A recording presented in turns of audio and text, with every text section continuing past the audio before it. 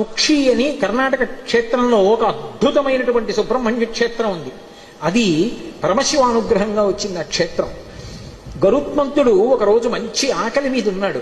వాసుకి వెళ్ళిపోతున్నప్పుడు ఈ వాసుకుని చంపుదామని గరుత్మంతుడు వచ్చి తన రెక్కలతో కొట్టి వాడి ముక్కుతో గాఢ వేస్తే తన పడగలెత్తి ఆ పడగల మీద ఉన్నటువంటి మణుల యొక్క కాంతుల చేత కళ్ళు బైర్లు కమ్మేటట్టుగా గరుత్మంతుడి మీద కాంతి ప్రసరింపజేసి తన యొక్క పడగలతోటి కాట్లు వేశాడు వాసుకి.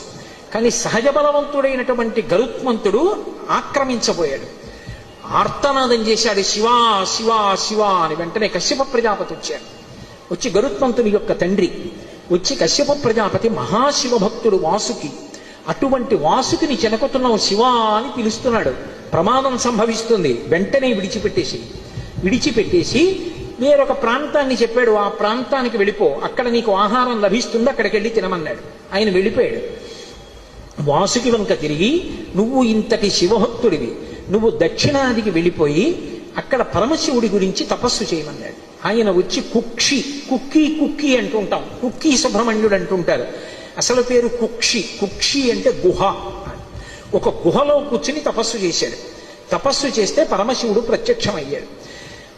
కలియుగంలో నా కుమారుడు సుబ్రహ్మణ్యుడు అవతారం చేసి ఇక్కడికి వస్తాడు, దర్పణ తీర్థంలో స్నానానికి వస్తాడు, అప్పుడు నిన్ను అనుగ్రహిస్తాడు, నువ్వు ఇక్కడే ఉండమని లింగ రూపంలో పిలిచాడు. వాసుకి అక్కడే చుట్టలు చుట్టుకుని ఉంటారు. అక్కడికి తర్వాతి కాలంలో సుబ్రహ్మణ్యుడు వచ్చి సుబ్రహ్మణ్య కళ్యాణం కూడా అక్కడ జరిగింది అని చెప్తారు.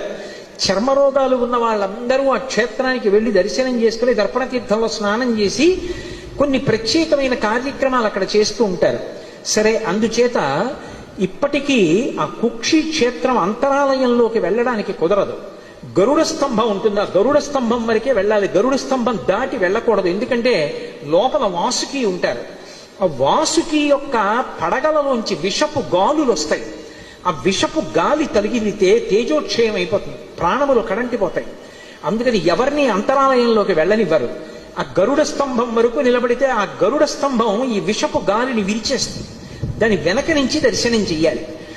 అంత గొప్పగా ఉన్నటువంటి కుక్షి తీర్థంలో శంకరుడి అనుగ్రహం మేరకే వాసుకి